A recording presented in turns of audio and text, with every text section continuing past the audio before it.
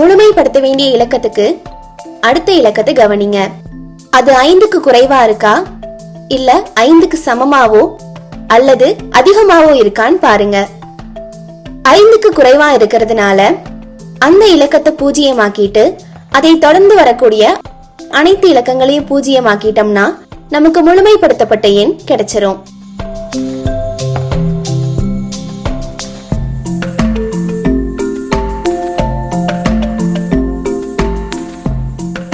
முழுமைப்படுத்த வேண்டிய இலக்கத்துக்கு அடுத்த இலக்கத்தை கவனிங்க. அது 5க்கு குறைவா இருக்கா, இல்ல 5க்கு சமமாவோ அல்லது அதிகமாவோ இருக்கான்னு பாருங்க.